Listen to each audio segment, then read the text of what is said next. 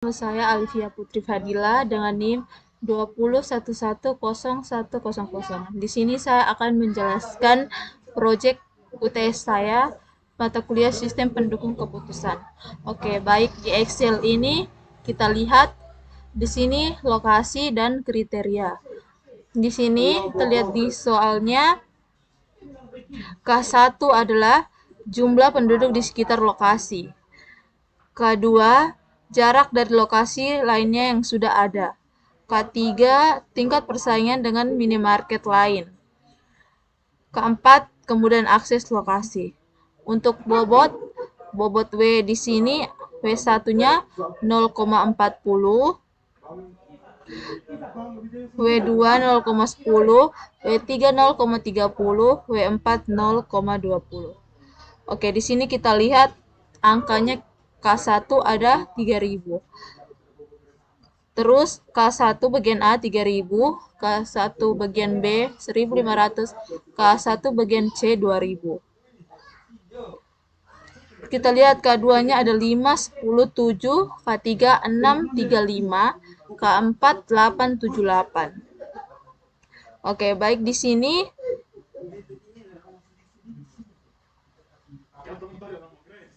kita akan lihat normalisasinya. Oke. Normalisasinya ini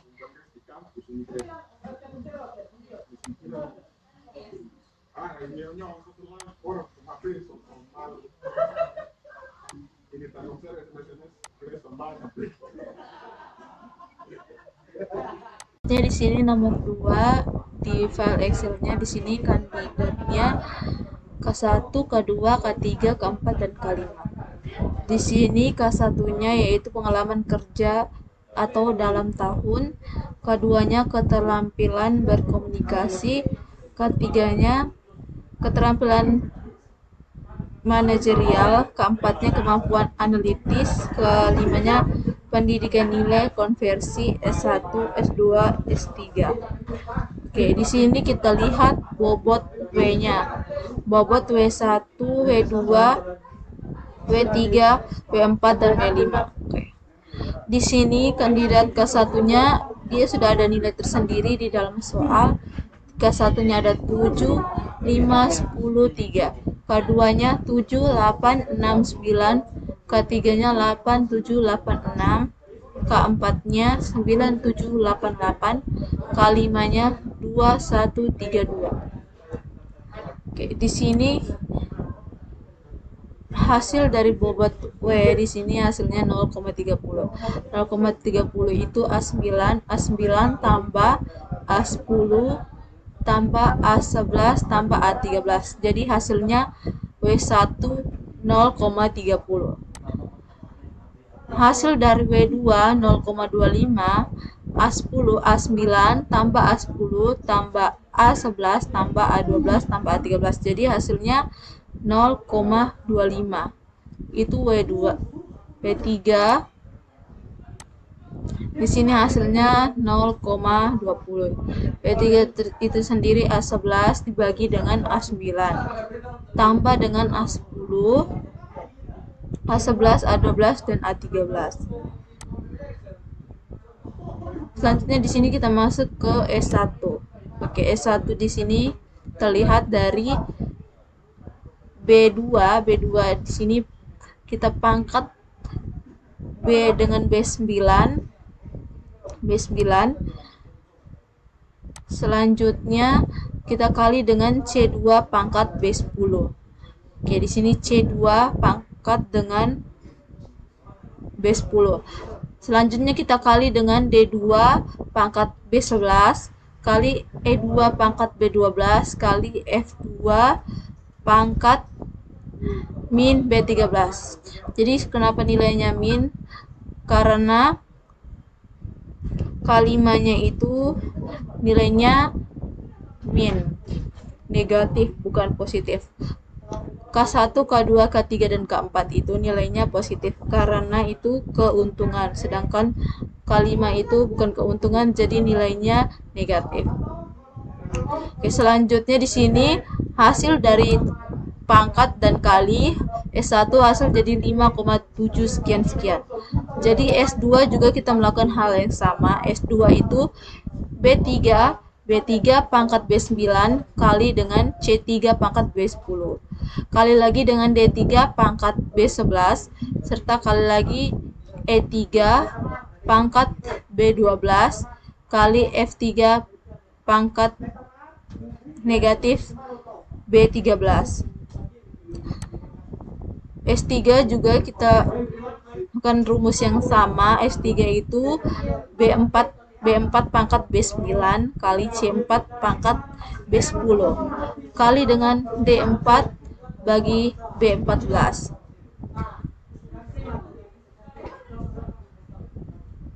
Jadi di sini bobot dari W itu sudah ada nilainya tersendiri. Jadi W itu W1 0,30, W2 0,25, W3 0,20, W4 0,15 serta W5 0,10. Oke, selanjutnya di sini kita cari nilai V1. Tadi kita cari bobot W1, W2, W3, W4 dan W5. Selanjutnya cari nilai S1, S2, S3 dan S4. Jadi yang terakhir di sini kita cari nilai V1, V2, V3 dan 4. Oke, V1 di sini F8 bagi F8 tambah F9. F8 tambah F9 tambah F10 tambah F11. Jadi hasilnya 0,25.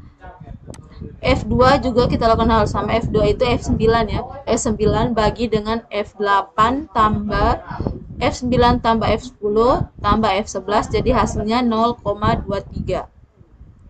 Oke, untuk V3-nya di sini 0,25 itu hasil dari F10 bagi F8 tambah F9 tambah F10 tambah F11.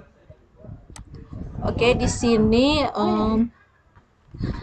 F4-nya kita cari dengan melakukan hal yang sama. F4 itu F11. F11 itu dibagi dengan F8 tambah F9 tambah F10 tambah F11. Oke, jadi hasilnya di sini hasil dari S1 sampai S4, hasil dari V1 sampai V4. Oke, baik, di sini kita akan menjelaskan menggunakan aplikasi Python.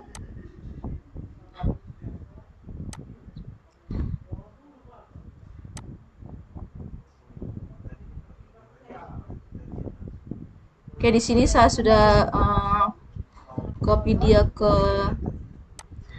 Notepad, jadi saya tinggal taruh saja di aplikasi Python.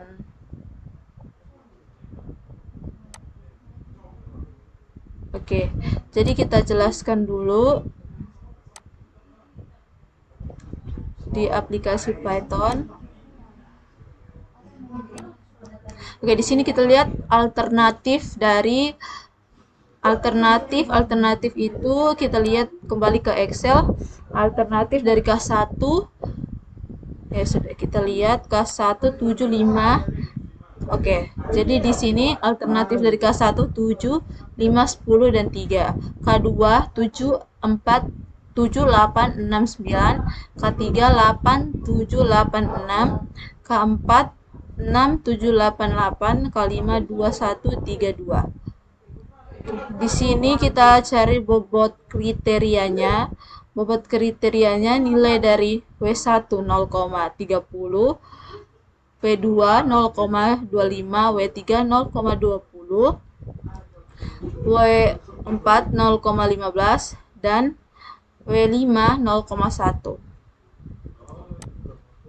Jadi di sini kita menghitung skor dari WP untuk setiap alternatifnya. Di sini kita menampilkan hasil dari WP. Oke, kita bisa lihat hasilnya dari WP. Kita lihat dari alternatif 1, 2, dan 3. Kita buka lagi ke Excel.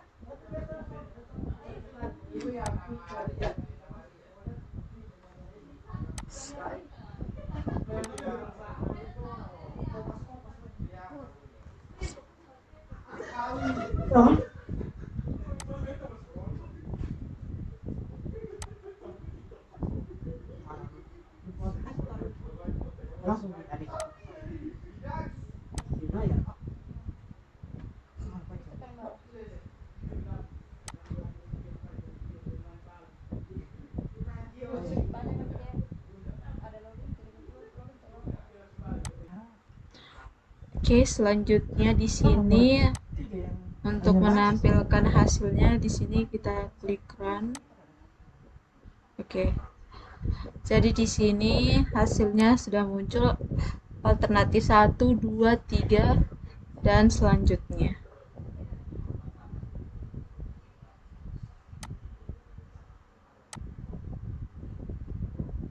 Selanjutnya di sini nomor 3, pertanyaan 1 bagian A. Di sini saya jelaskan sedikit C1, C2, C3 dan C4-nya. Oke, C1 di sini nilainya 1, C2 1/3. 1/3 ini kita ulatkan jadi 0,3. Oke, C3-nya 0,14. 1/7, C4-nya 0,2, 1/5. Oke, itu C1. C2-nya 3, 1, 0,2, 0,3. C3 7, 5, 1, 1. C4 5, 3, 1, 1.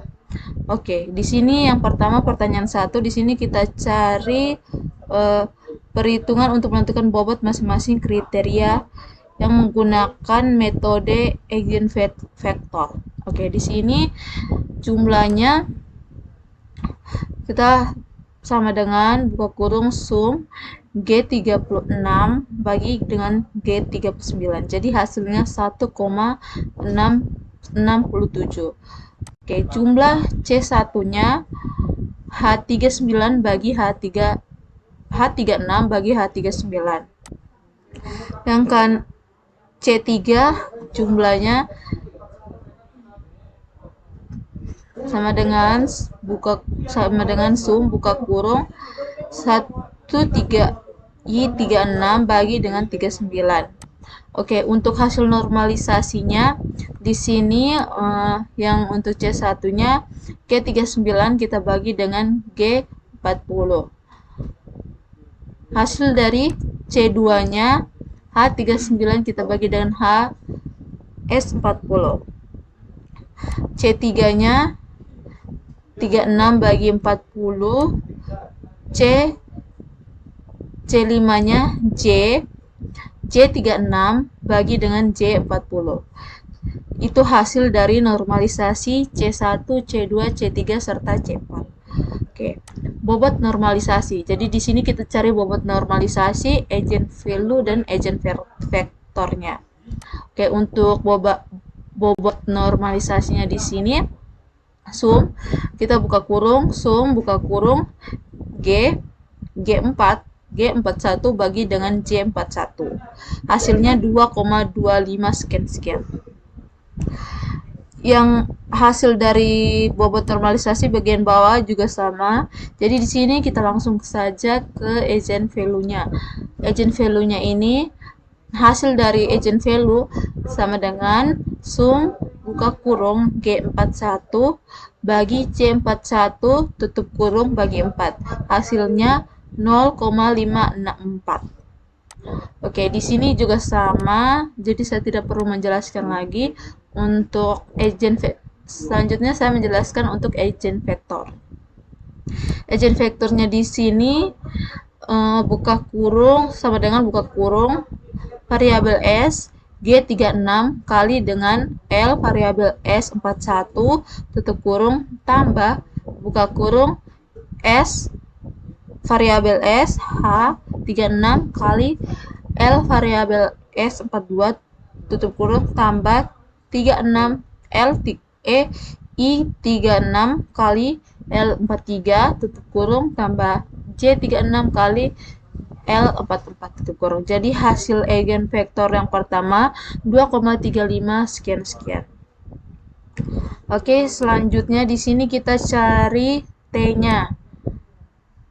T-nya di sini, rumus dari T tersebut sama dengan buka kurung 2 kali M41 kita bagi dengan L41 tambah M42 bagi L42 tambah M43 bagi L43 tambah M44 bagi L44 tutup kurung dan bagi 4.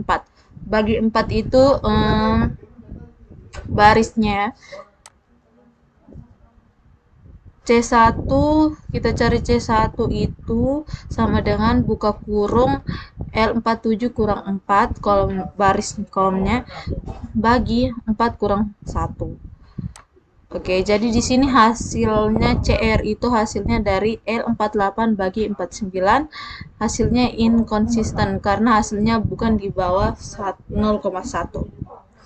Oke, selanjutnya di sini kita masuk ke aplikasi Python-nya. Di sini saya jelaskan sedikit untuk alternatif 1.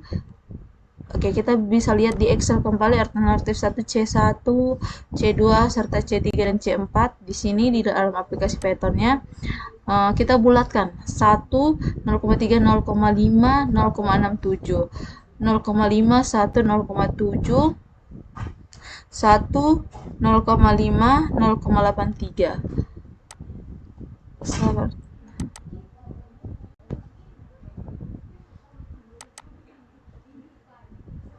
Oke, di sini ya tadi saya menyebutkannya salah ya.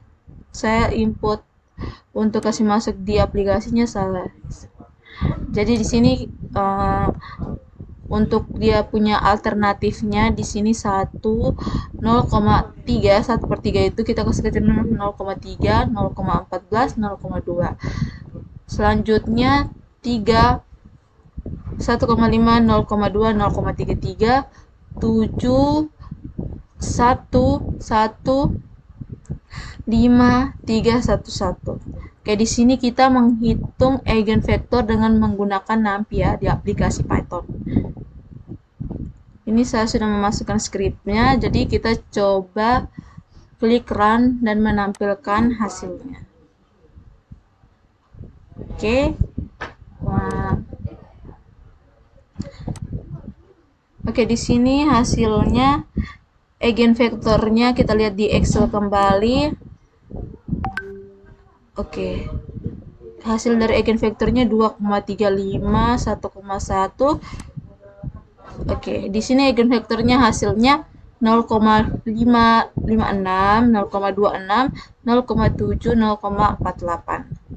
Jadi itu hasil dari 3 pertanyaan 1 bagian A menggunakan aplikasi Python. Jadi di sini saya akan menjelaskan pertanyaan nomor 3 pertanyaan 1 bagian B. Di sini lakukan pengecekan konsisten matriks di atas dan berikan penjelasan apakah matriks tersebut konsisten atau tidak.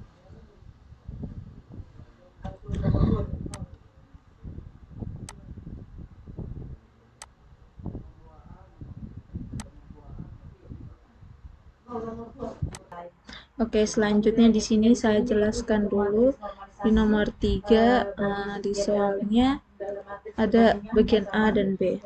Oke, di sini A, algoritma analisis hierarki proses AHP umumnya melibatkan langkah-langkah berikut. 1. Identifikasi masalah. Tentukan masalah pengambilan keputusan yang akan dipecahkan dan diidentifikasi kriteria serta alternatif yang terlibat. 2. Pembuatan matriks perbandingan perpasangan. Berikan penilaian relatif antara satu kriteria dengan yang lainnya serta antara alternatif yang ada. Nomor 3. Perhitungan bobot kriteria.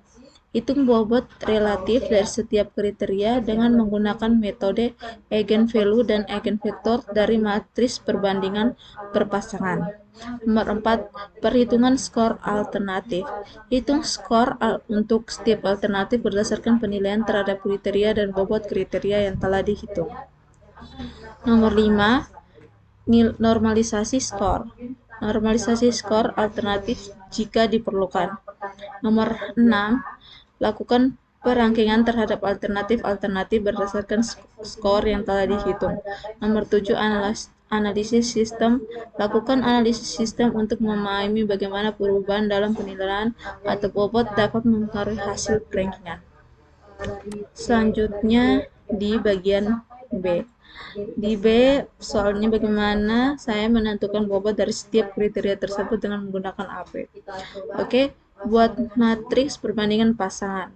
Untuk setiap pasangan kriteria, tim manajemen akan memberikan nilai reiteratif yang mencerminkan seberapa penting satu kriteria dibandingkan dengan yang lain. Misalnya jika demografi pelanggan dianggap 2 kali lebih penting daripada biaya sewa. Hitung jumlah kolom. Untuk setiap kolom dalam matriks, jumlahkan semua nilai pada kolom tersebut. Hitung matriks normalisasi. Bagi setiap elemen dalam matriks perbandingan pasangan dengan jumlah kolom yang sesuai, ini akan menghasilkan matriks dengan angka-angka yang ternormalisasi antara 0 dan 1. Hitung rata-rata prioritas relatif. Untuk setiap baris dan dalam matriks normalisasi, hitung rata-rata dari angka tersebut. Ini akan memberikan bobot relatif akhir dari masing-masing kriteria. Yang kelima di sini periksa konsistensi. Hitung konsistensi dari matriks perbandingan pasangan untuk memastikan bahwa perbandingan yang dibuat konsisten. Ini dapat dilakukan dalam menghitung rasio konsistensi. Hasil akhir adalah bobot relatif dari masing-masing kriteria yang akan digunakan dalam analisis selanjutnya. Oke, sebelumnya saya sudah menjelaskan bagian pertanyaan 3 pertanyaan 1 bagian A. Yang saya jelaskan tadi ini jelaskan A dan B yang pertanyaannya. Jadi di sini saya sudah jelaskan 3A pertanyaan 1. Saya akan menjelaskan 3B. Oke, saya menjelaskan 3B terlebih dahulu.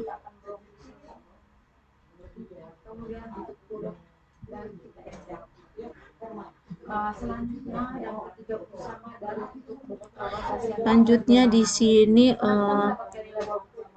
kita buat bagian pertanyaan 2 3A. Sabar ya, kita buka. Hasil dari nilai bobot normalisasi yang pertama, kita blok sampai dengan nilai bobot normalisasi dari C4, lalu kita bagi dengan Oke, di sini kita hitung matriks perbandingan ternormalisasi. A 0,99, 0,34, 0,14, 0,2, 0,29, 0,99, 1,0, 0,2, 0,33,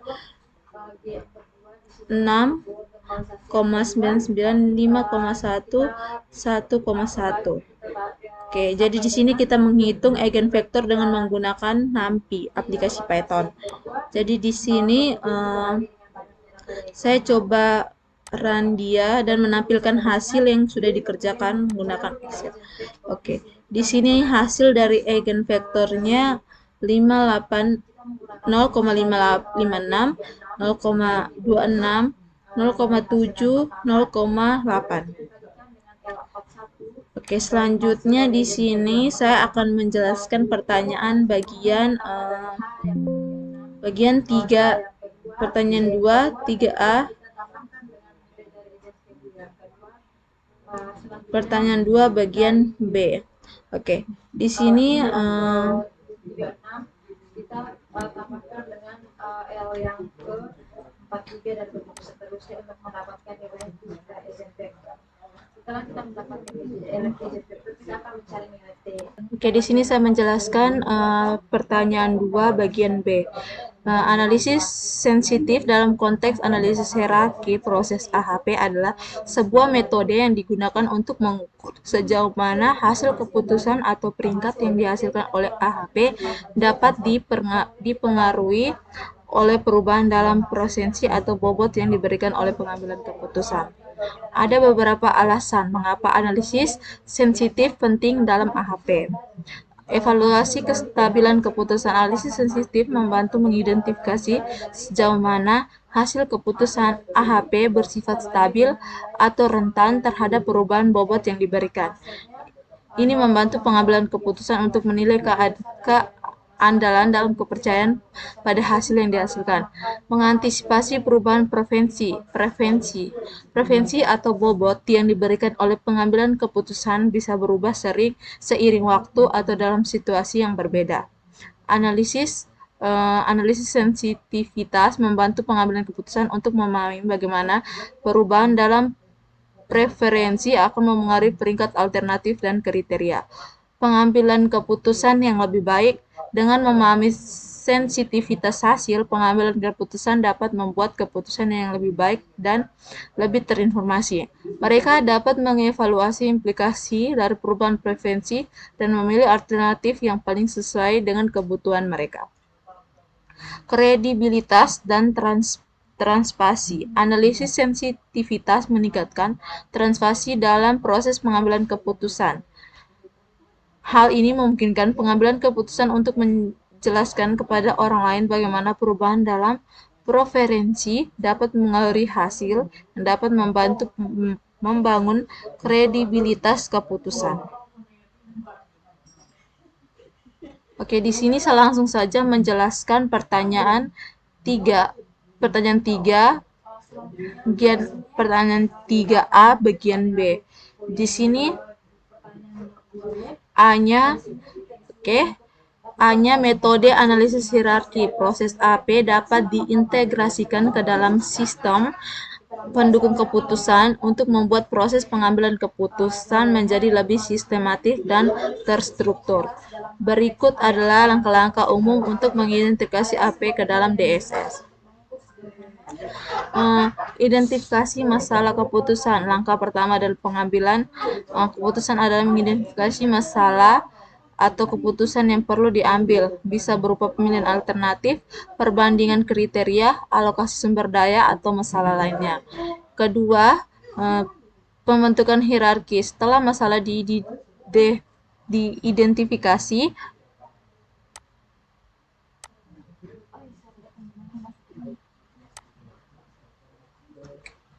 selanjutnya di sini yang ketiga, pengumpulan data. Data yang relevan untuk mengukur atau membandingkan elemen dalam hierarki dikumpulkan. Data ini dapat berupa angka atau preferensi relatif yang digunakan untuk memberikan bobot.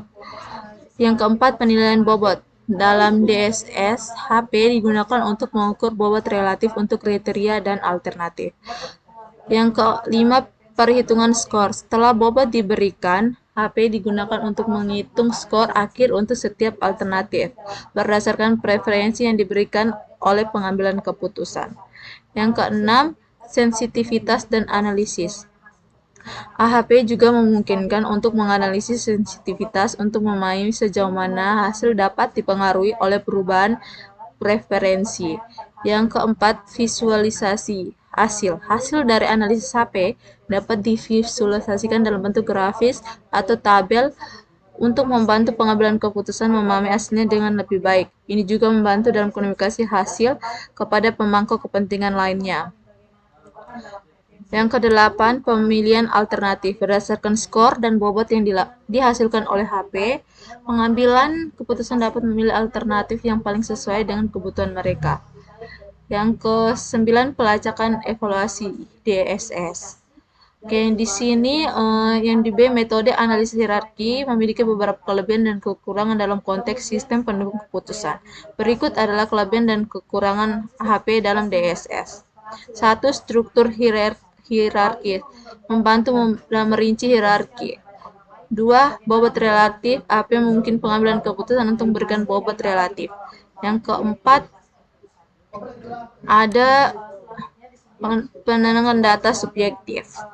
Kekurangan dari AHP dalam kompleksitas perhitungan, konsistensi preferensi, subjektivitas. Cara mengatasi kekurangan HP, pendidikan dan pelatihan, memberikan pelatihan kepada pengambilan keputusan tentang bagaimana menggunakan AHP dalam matris perbandingan perpasangan. Oke.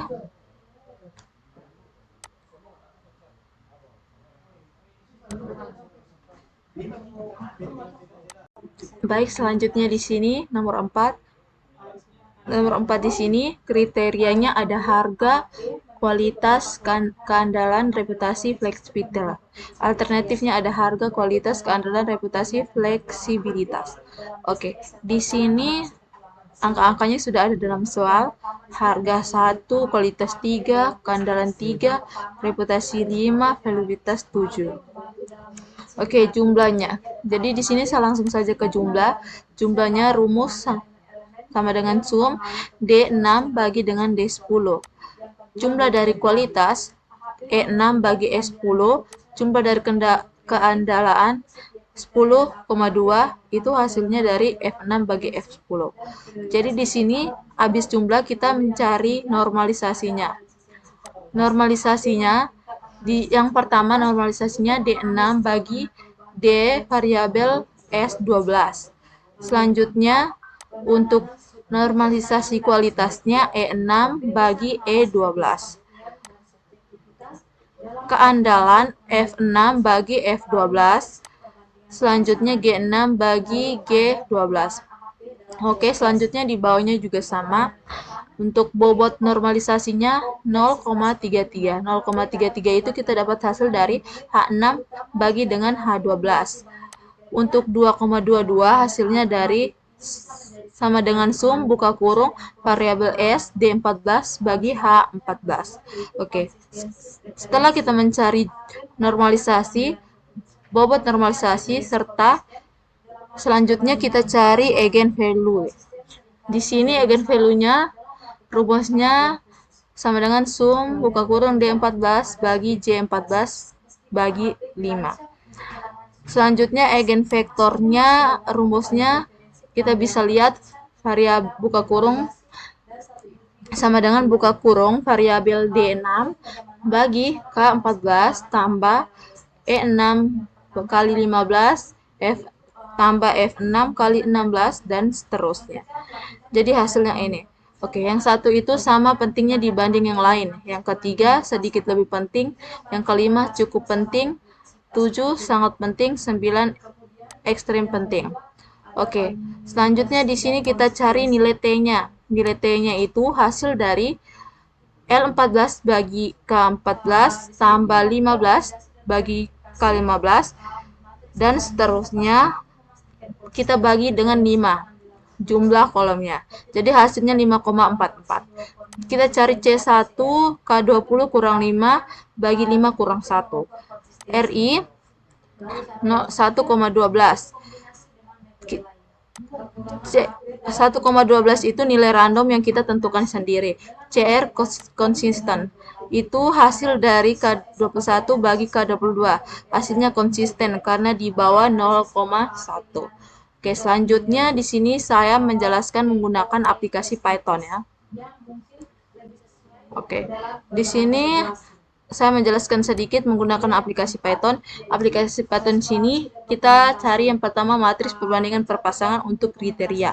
Oke, di sini saya sebutkan saja harga C1 13357, kualitas C2 1/3 1537, C3 keandalan 1/3 1/5 115, C4 reputasi 1/3 111. Oke. Setelah kita mencari matriks normalisasi perbandingan perpasangan untuk kriteria, kita bisa lihat hasilnya di aplikasi Python. C1 harganya hasil 0,49, C2 0,16, C3 keandalan, C3 C4 0,9, C5 0,7. Oke, selanjutnya di sini kita akan eigenvalue, hasil dari eigenvalue serta eigenvektornya. Di sini sudah muncul ya. Jadi di sini saya akan menampilkan hasil bobotnya. Jadi di sini kita klik run. Oke, di sini sudah muncul hasil dari bobot itu sendiri. Oke, di sini nilai T total bobot relatifnya. Oke, di sini sama dengan yang dalam Excel tadi 1,01. Jadi hasil dari CR-nya itu konsisten karena hasilnya di bawah 0,1. Oke, teman-teman, begitu saja penjelasan saya untuk proyek UAS saya. Terima kasih.